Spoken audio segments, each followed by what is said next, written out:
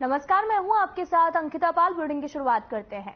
धर्मशाला में आयोजित होने वाले हिमाचल प्रदेश विधानसभा शीतकालीन सत्र को लेकर तैयारियां पूरी हो गई हैं और इस बार सरकार की ओर से 2 प्रस्ताव भी आए हैं। कैलेंडर ईयर में आयोजित होने वाले इस सत्र को लेकर विधानसभा अध्यक्ष कुलदीप सिंह पठानिया ने भी हामी भरते हुए कहा कि विधानसभा सचिवालय पूरी तरह से तैयार है और कुलदीप सिंह पठानिया ने यह भी कहा कि शीतकालीन सत्र को लेकर सरकार की ओर से 2 प्रस्ताव आए हैं। विधानसभा सचिवालय इसे आयोजित करवाने के लिए पूरी तरह से तैयार है।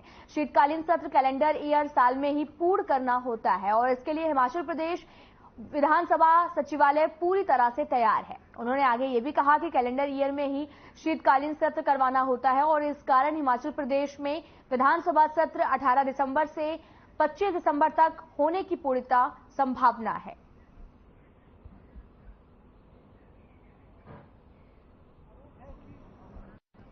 अभी तक जो हमारे पास जो प्रस्ताव सरकार से आए हैं उसमें 2 तिथियां का जिक्र हुआ है, जिसमें 11 से 17 है और 18 से 25 का है। और मुझे ऐसे लगता है ये जो 2 प्रस्ताव आए हैं, हमने यहां से सरकार को ये अपनी सहमति प्रकट कर दी है कि Vidhan Sabha is ready to conduct the winter session as and when it is required and desired by the government. और ये कैलेंडर ईयर में ही होता है, क्योंकि नेक्स्ट जो कैलेंडर ईयर है उसमें अगर सत्र का आयोजन होगा तो पहले माननीय राज्यपाल महोदय जी का अभिभाषण होगा और वर्ष भर की जो सरकार की जो गतिविधियां रही हैं उसकी विस्तृत जानकारी जो है राज्यपाल महोदय जो है वो विधानसभा को देंगे, विधानसभा के माध्यम से आम जनता को देंगे। शिमला में राष्ट्रीय प्रेस दिवस के मौके पर होटल हॉलिडे होम में राज्य स्तरीय कार्यक्रम का आयोजन किया गया, जहां पर डिप्टी सीएम मुकेश अग्निहोत्री मुख्य अतिथि के रूप में मौजूद रहे। आपको बता दें कि कृत्रिम बुद्धिमत्ता और मीडिया की भूमिका पर चर्चा भी की गई और साथ ही डिप्टी सीएम मुकेश अग्निहोत्री ने राष्ट्रीय पत्रकारिता दिवस की सभी को बधाई दी। उन्होंने कहा कि आर्टिफिशियल इंटेलिजेंस के नुकसान भी हैं और फायदे भी हैं।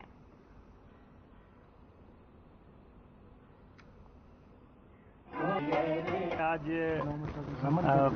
प्रेस दिवस है। हम आपको और आपके सारे सहयोगियों को इसके लिए बधाई देना चाहते हैं। और प्रेस दिवस वैसे ही इम्पोर्टेंट है जैसे आपका जन्मदिन इम्पोर्टेंट है। जितना महत्व आप व्यक्ति के जन्मदिन को देते हैं उतना ही महत्व जो है संस्था के कार्यक्रम से भी है। और मैं हमारे साथी संजय अवस्थी जी को मैं बधाई देना चाहता हूं कि आज इन्होंने जो प्रेस दिवस है उसका थोड़ा रंगत बदलने की कोशिश की और यहाँ पे उसमें समायोजन किया कल्चरल प्रोग्राम का आपके लिए। तो ये दिन जो है आपको खुशियाँ लेके आए, बड़ी सज धज से इसको मनाया जाए और बड़े व्यापक पैमाने पे मनाएं और जो भी आगे से किया जा सकता है वो हमारी सरकार और हमारे साथी जो इसको देख रहे हैं वो इसमें रंग भरेंगे आने वाले टाइम में।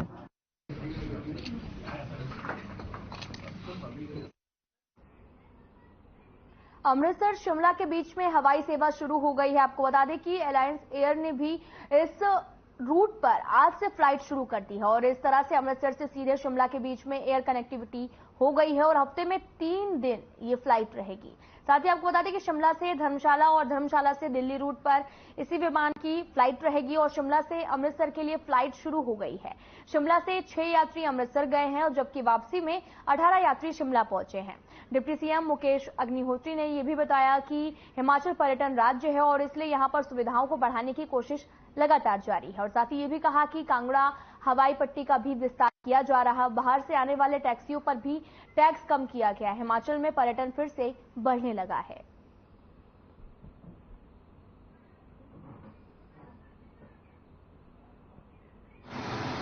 पर्यटन राज्य में हमारी सरकार प्रयासरत है लगातार कि टूरिज्म को हम बूस्ट दें और उसके लिए जो भी बड़े पैमाने पे कदम उठाने हैं, खासतौर पे जो कांगड़ा की हवाई पट्टी है उसका निर्माण हो जाए, एक अच्छी इंटरनेशनल लेवल की हवाई पट्टी हिमाचल प्रदेश में बन जाए और उसके बाद जो है लोकल स्तर पे हेलीपैड्स का निर्माण हो जाए, तो वो हम कोशिश कर रहे हैं और अब हमारे जो हम देख रहे हैं 2-3 बड़े जो मेले हुए हैं, कुल्लू दशहरा के बाद हिमाचल प्रदेश में रौनक फिर से लौटने लगी है। अभी लवी मेले में बहुत बड़ा कारोबार हुआ है।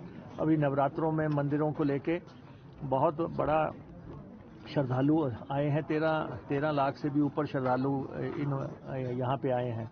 तो इसलिए ये जो इवेंट्स हुए हैं और पैराग्लाइडिंग वगैरह हो रही है, तो उससे हिमाचल प्रदेश में पर्यटन एक बार फिर से आगे बढ़ रहा है।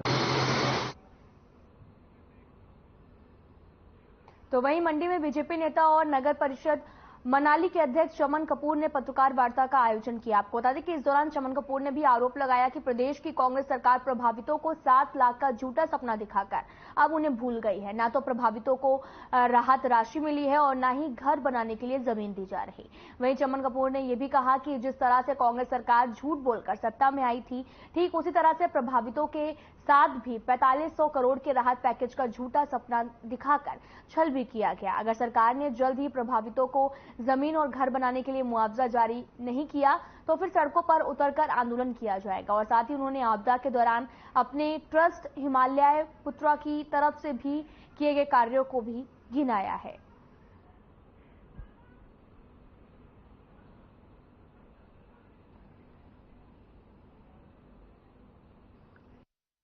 पूर्व में मुख्यमंत्री जयराम ठाकुर जी ने भी और हमने भी पीछे जब गए थे लोगों को राहत राशि देने, तो आप लोगों के पत्रकारों के ही माध्यम से ये बात करी थी कि सरकार सबसे पहले इनको जमीन दे, चाहे 2 विश्व दे चाहे 4 विश्व दे, सरकार सबसे पहले जो है इनको जमीन दे। क्योंकि अगर बाई दी किसी को मिल भी गए पैसे 2 लाख 3 लाख जो भी मिलेंगे, वो पहले किताबें खरीदेगा, कपड़े खरीदेगा। जब तक सरकार जमीन देगी तब तक वो सब पैसे खत्म हो चुकेंगे। तो इसका मतलब है कि सरकार की मंशा ठीक नहीं है। सबसे पहले सरकार जो है उनको जमीन दे, उसके बाद पैसे कंटिन्यूसली दे, 2 लाख दे, फिर 2 लाख दे, फिर 4 लाख दे, कोई बात नहीं 7 लाख पूरे करें, लेकिन जैसे लोगों का काम हो तो इमीडिएट उनको दे। अब सर्दी आने वाली है, टेंट तो हमने दिए हुए लेकिन लगाने के लिए जगह नहीं है, अनाप शनाप जगह पे उन्होंने लगाए हुए हैं, फिर भी कोई धमकाने आ जाए। सरकार का एक आश्वासन होना चाहिए।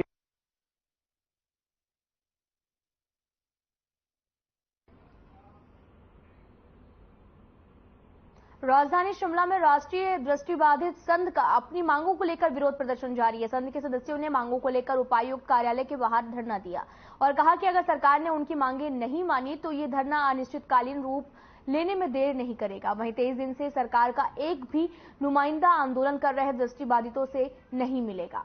साथ ही इससे संघ के लोगों ने भी रोष जताया। वहीं संघ के नेता देवाचंद्र नेगी ने यह भी कहा कि बैकलॉग भर्ती में कमियों को दूर नहीं किया जा रहा है।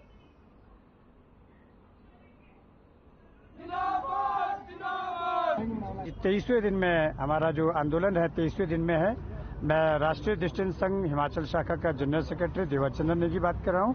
और हमारी जो मांगे है, हमारी जो बैकलॉग के संदर्भ में मांगे है, जो बैकलॉग 31 दिसंबर तक भरा जाना है उसमें कुछ त्रुटियां हैं। उन त्रुटियों को दूर करने के लिए मैं कल माननीय मुख्यमंत्री जी के ऑफिस भी गया, चीफ सेक्रेटरी के ऑफिस भी गया और मुझे वहां से कहा कि अभी 18 तारीख तक तो मुख्यमंत्री जी नहीं मिल रहे, उसके बाद आपके डेपुटेशन को समय दिया जाएगा।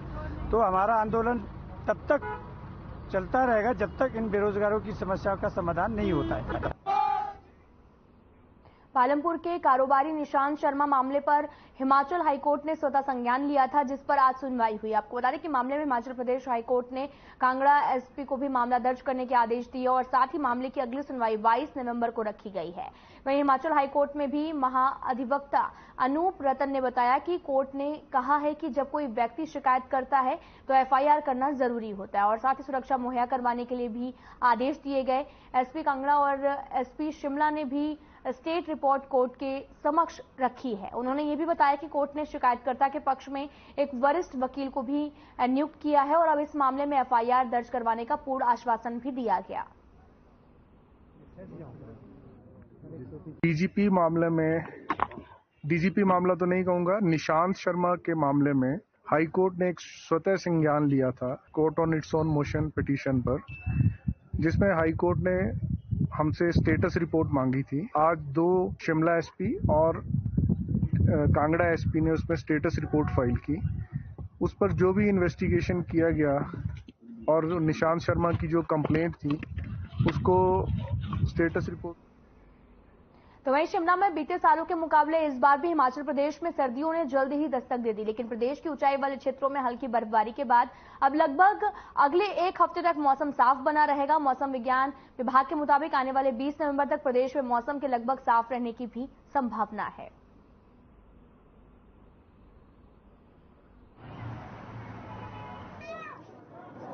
दिनों की बात करें तो अभी पूरे प्रदेश में ही मौसम साफ रहने की संभावना है, कोई मेजर कोई एक्टिविटी नहीं है। और तापमान की बात करें तो जो मैक्सिमम तापमान देखिए 24 घंटे में ऊना में रिकॉर्ड किया गया था 28 डिग्री सेल्सियस, और जो न्यूनतम तापमान है वो किलोंग में रिकॉर्ड किया गया था -1.2 डिग्री सेल्सियस। वहीं शिमला की बात करें तो पिछले 24 घंटों में जो डे टेम्परेचर है वो था 18.4 डिग्री सेल्सियस, मनाली में 17.5 डिग्री सेल्सियस के आसपास रिकॉर्ड किया गया है।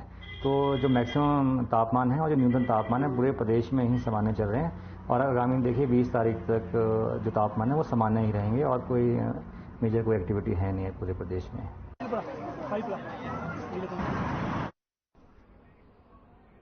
फिलहाल इस बुलेटिन में इतना ही। नमस्कार।